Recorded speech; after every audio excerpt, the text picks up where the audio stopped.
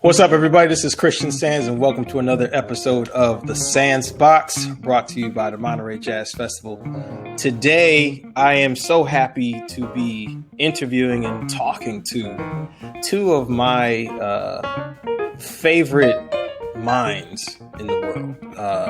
I'm so glad these people exist. They are people that have influenced me at different stages of my life, from childhood to pre-adulthood to adulthood to even today. And I'm glad to call them friends. I'm glad to call them mentors of mine. And I'm excited to just get to it. So please welcome Jason Moran and Ali Shaheed Muhammad. What up? What's up, everybody? What up, everyone? Peace. Favorite minds, huh? I'm like, I had to open my brain and kick it and dust it off after hearing that. Right, just a little bit. I'm first of all, thank you guys for doing this, because I know how busy you both are.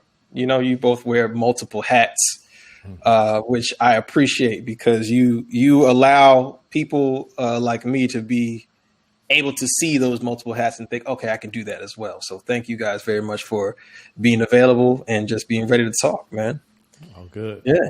So I want to talk about the relation between hip hop and jazz, but more specifically, just the culture it brings. I mean, you know, you both are 70s babies, right? So you grew up like, I say it in this way, you know, I'm born 89, right? So when I was born, jazz and hip hop was already in the culture. Everything that I watched as a kid, everything I heard as a kid was that, whether it was the Cosby Show to Do the Right Thing to, I mean, from film to sound, I mean, everything was about this Black expressionism and Black excellence.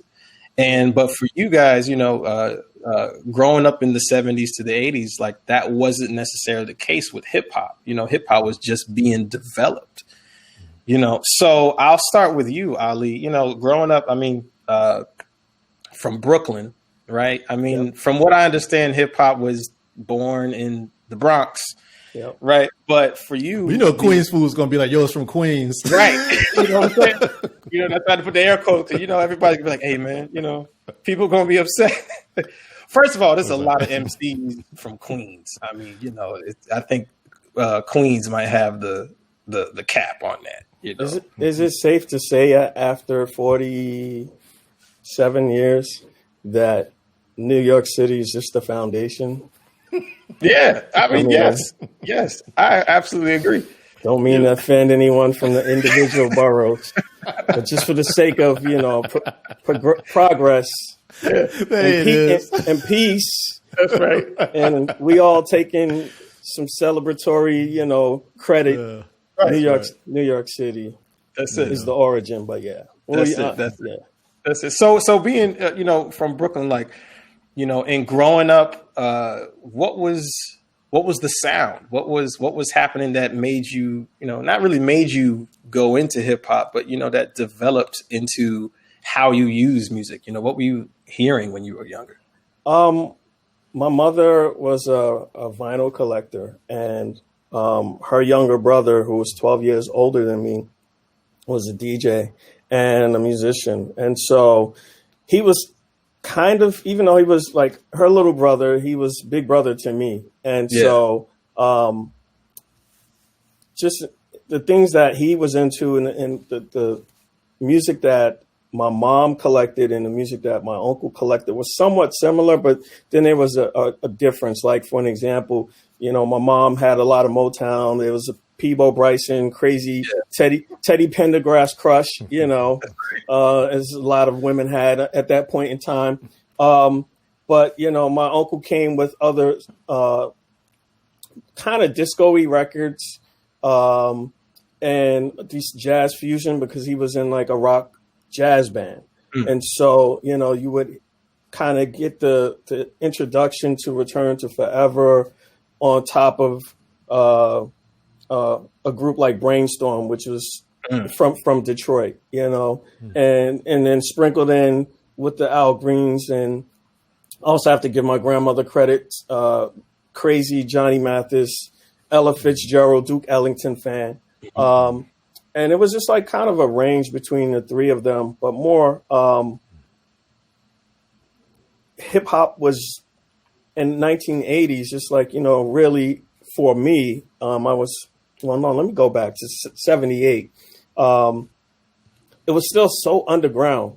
And because my grandmother's best friend was related to Sylvia Robinson. So they would go to New Jersey. Sylvia Robinson, just to give it, just catch everyone up. We go with Sugar Hill Records. And so they would go to New Jersey, then come back with, some other tales of music and this sort of, I guess, representation of hip hop that they were getting from New York City. And so it kind of like, it's crazy how it went from the Bronx, it kind of went to New Jersey, and then through my uncle came back into Brooklyn for me. And then my first record that I bought was a record called Super Rhymes, and it was by Jimmy Spicer. And I feel like Jimmy might have been from Harlem. I'm not too sure. Like someone will fact check me on that. But I mean, Super Rhymes was a A-side, B-side record in the spirit of a band kind of like ripping off Chic a little bit. And maybe ripping off is a strong word, being influenced by, this is pre-sampling days where the hip hop music went from being on the breaks, but going into the studio when the band was making the music. And it was 12 minutes of straight rhymes from the beginning of the song all the way to the end of the groove. Yeah. You flip it over and he's still rapping from the beginning to the end. Yeah. Like when you talk about bars. And so, and then, and that was Rapper's Delight, and then, if you were blessed to catch a mixtape of like Treacherous 3 or something like that, something, marvelous coming out, or anything coming out of Bronx River. And so this stuff was just trickled down to me. And so my world was built on all that stuff that I mentioned. Yeah. So now with you, Jason, be in Houston, because I mean, with Ali, he was there, he was like right next door with the development and the discovery of this expression. So for you being in Houston, when did you get wind of this? Because, you've also, and we're going to get into this more, but you've also used, I really say DJ culture in your approach to the music, and your approach to art. So how did you get into that? I mean, it's good to hear Ali talk about like generations that kind of then it gets to you, and then you understand the process of how to interact with everything. And it definitely is somebody older that can like show you that, oh no, this is the thing to be listening to. So I had an older brother who was he was just 3 years older than me. And, but his range of taste of music was pretty wide. Like my parents' taste of music was pretty wide. So in my parents' record collection, you'd have Thelonious Monk next to Johnny Mathis, right. Next to James Brown, right? So just the span of black music, basically. And but my older brother was like really listening hard to whatever kind of got out of New York and went across the country. So by the time it got to Houston, there's lots of big things. I'm a little bit later, but there's lots of big moments of songs that came on the radio that you just have to catch on the radio. So you stayed by the radio just in case they played the Public Enemy song. Right. You stay there for hours waiting on, My Uzi Weighs a Ton. So that for me was like pivotal, because at the very same time that I'm like craving, just to are they going to play that record? I'm also being forced to practice Suzuki piano, which is, I ain't craving that. Right. But at the time I got to like 13, and it was like a double meeting point, which all black music has, which is the point where you think you studying something old. Like, so I fell in love with Thelonious Monk. Falling in love with him means falling in love with his family tree of musicians. And then also hearing all this music where people were sampling and looking on the back of the record and be like, oh shit, they sample such and such. And so that was kind of like, oh, everything had multiple meanings, right? It just wasn't for one function anymore. And that, like, it was like a revolution in knowing that, you know, the DNA of our music goes way further back than the bank account it was related to. Right. It goes back, you know, 70, 80 years, you hear traces. And I always think like the reason the bass drum is so important, it ain't because of America. Right. It's the way that drum hierarchy is set up all the way in West Africa. I mean, that setup and frequency thing is there and is encoded in us as a DNA relationship to how we give hierarchy to sound and frequency. And so it always is important for me to make that relationship. So then when I touch that bottom note, there's all drums down there. Right. Man, I mean, that's so beautiful how you look at it that way. And it's so honest. I love how you've described it and how exactly what it is. I mean, that's how I personally see music and hear music and feel music, because it is this lineage, it's this DNA that we all share.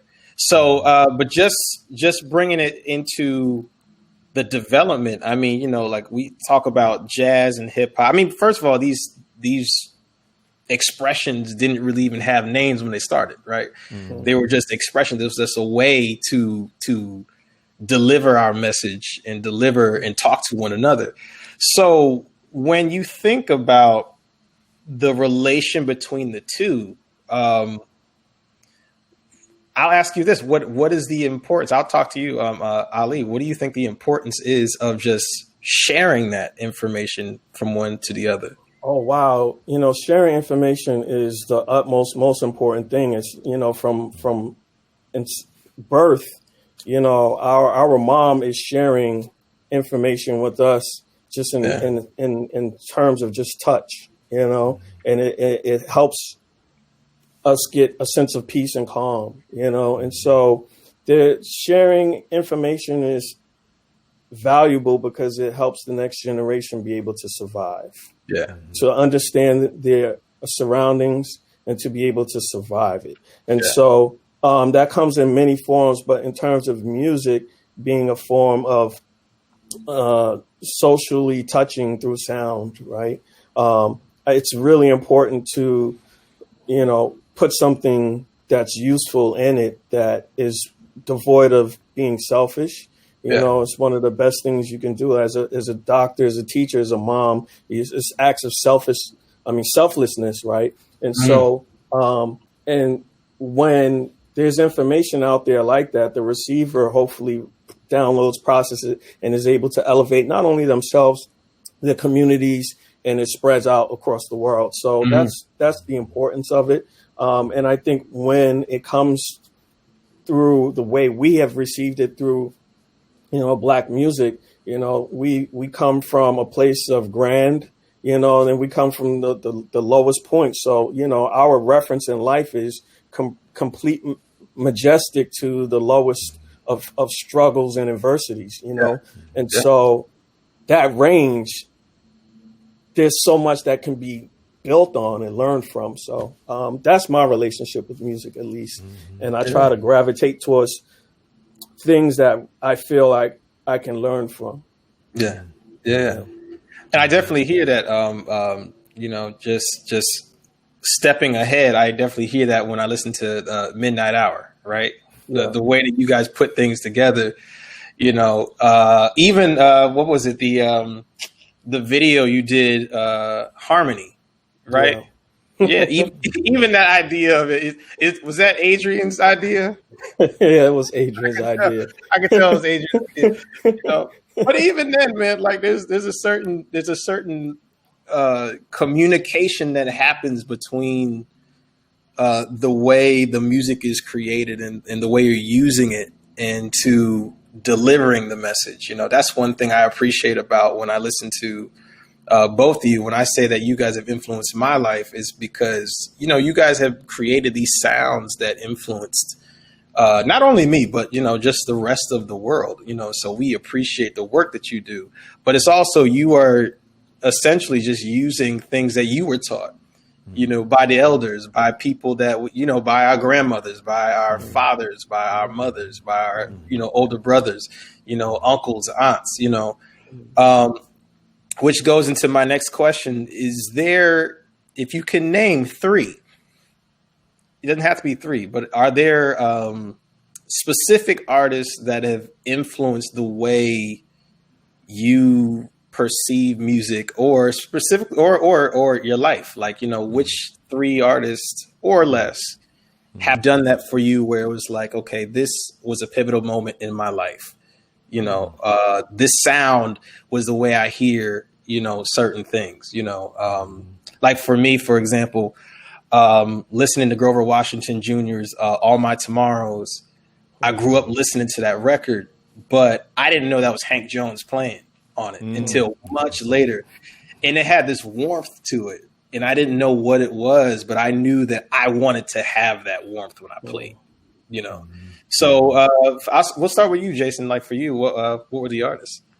All right, okay. So the first one is Thelonious Monk, because there's lots of things happening with who he is, and when I experience him, as a teenage boy. Every teenager is going through puberty, so you're also like looking for something to guide you through whatever kind of mess your head is in, as your body is like changing crazily too. And I heard Thelonious Monk, and I was like, that's who I want to be. And it wasn't even that I thought he was playing jazz. I didn't know what he was playing. It was more like his left hand told like the story of the beat in black music, but it was just a solo piano piece. And I was like, ugh, that has so much lean on it. Yeah. That's what I need. I don't know if I can ever get it, but at least that's goals, Yeah. And so Thelonious kind of starts me on a path.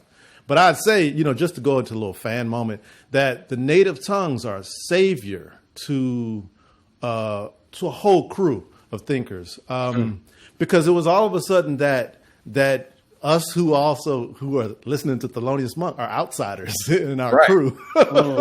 So there was something like I was totally embracive of being like totally pan, like across, across discipline, across style, across language. And, and it was the way those records, from De La to Tribe, to Jungle Brothers, the Queen Latifah, Money Love, the way that they all were like the AACM, they were an organization, the organization founded on principle, right? Founded on uplift, founded on support, And look, when that hit Texas, when it hit Houston and it hit my hood, my neighborhood, my friends, we were like, that's it, right? That's the kind of thing that we search for in community. And that kind of crew really, when you talk about DJ culture and how I may try to use it by pulling sounds together, it's only because of them. It's only because of what Ali, Prince Paul, like what you all were able to gather together as. And it wasn't always so limited to black sound. It was just sound, right? Exactly, and narrative and comedy, right? And I never had like a wop top and wines and none of that. I never did. But like that for me was major. And I'd say like my last really important influence really is my wife, classical singer and composer Alicia Hall Moran, because in her bloodline she continues a thing that wasn't necessarily like demanded of her. But she can't help with the integrity she pulls out in her music. And so knowing her and loving her for the past 25 years is major, major, major conceptual change for me in my mind about what women mean and what feminism means and how it's deleted in jazz. Like she really kind of came through armed with Audre Lorde and Toni Morrison, breaking down all the bullshit that I was being taught. So you know what I mean? So that was for me a big revelation. Yeah. What about you, Ali? I mentioned Brainstorm before, and Brainstorm being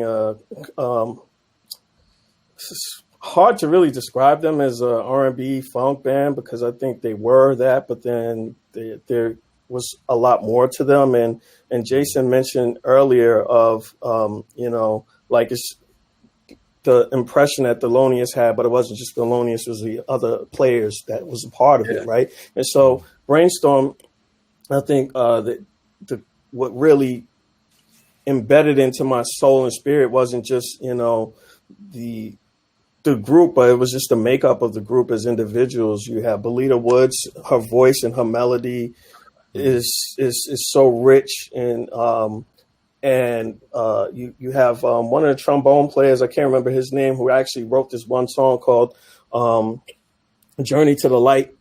And just in the title in of itself, if you can imagine what that means, Journey to the Light, it's a very spiritual song. And for the way that the song is arranged, obviously a horn player wrote this, because the movements that the horns have, it's just like, nah, there's no piano player that made that. There's no, guitar player. Like these things I didn't know when I was 8 years old, but I'm just kind of laying it up for you, like what it really was as I learned to discover music. You had Dion Estes, who's a crazy bass player. He went from being under the tutelage of James Jamerson to, I think he was 18, 19 when he landed into this group, to I think they made like maybe 2 albums, to moving on and winds up making music with George Michael. And George Michael writes one of his biggest solo songs. And this song, if you were introduced to Dion from just that, Heaven Help Me, I think, to and you heard Journey to the Light, you would scratch your head and go, how, Right. But it's just, that's what it took to fall into my lap. Yeah. And then with the producer, Jerry Peters, who just a phenomenal, for Black music, has produced a lot of music, and an incredible piano player. And so there's just all that really just made me, I heard that and my life had never been the same. I was like, this is what I need to do with my life. I don't know how to get there, but I would just listen to that Journey to the Light. And still, when I listen to it now, I get goosebumps and I cry. Like the song is really that magical to me. You fast forward into, I heard Ahmad Jamal and I was completely confused. And I just never heard a piano played that way before, ever. With such grace, it's such fluidity to it. And there's a range of emotions that he'll take you through, and it was the kind of thing I heard, and I just had to act like I never heard it before, because it was confusing as being alluring, and so I kind of had to put that away until I could really just be able to process what I was hearing. And then Marley Marl, it's a kind of a tie between Marley Marl and the Bomb Squad. Yeah. Mm-hmm. The Bomb Squad. It's a tough one. Yeah, it is. The Bomb Squad, the way that those guys took snippets of sound, and there was obviously the musical parts of it, but then there were parts that wasn't musical, and they made it musical. And just all the layering on top of that. And, the information that Chuck and Flavor were putting onto it was just, it was so Black. It was so hood. It was so intelligent. It was Marcus Garvey. It was Malcolm X. It's Martin Luther King. Right. It's the local street dealer. It's, it's just like, it's just all of this stuff that it made me go, I got to do something good with my life. Like, like there's nothing else. In your environment, when it's not beautiful and rosy, the best thing to do is to write something of what you wish it would be. And I felt like Public Enemy's music was the blueprint on how it could be. It's just you listen and then you go inside, you try to learn, evolve. And so, again, just their way of putting music together. But I throw Marley Marl into that because he was a sick DJ. His scratches were just so sharp and executed so well. But his production had this beef, this fatness. His drums were just so just right. How did he do that? Was it layering? Was it just samples? His way of sampling. He was an engineer. Right. He was an engineer. Engineer producer. Yeah. So his approach was from the engineering mind, the technicalities of how to make this frequency You know, like if you go to that E is like 48 hertz or whatever, right? And the low E, and in the 808, that's kind of like the lowest frequency that you could get to. That's going to get the best out of that 808 drum. And so you have to be an engineer to even know. Like I didn't know stuff like that, you know, coming up, but that on top of knowing those soul records that he sampled and how to pull out the nice warmth of the bass. Yeah. And just, like, so Marley Marl and Bomb Squad to me was, they squeezed together. I cannot separate them. And I could go on, and I'm sure Jason could go on as you, but that was to me the foundation for me. Yeah. And just I'll throw one more name in there. Just I'm sorry. I know you said three. I'm going to throw Pharrell Williams in there because I think from a modern perspective,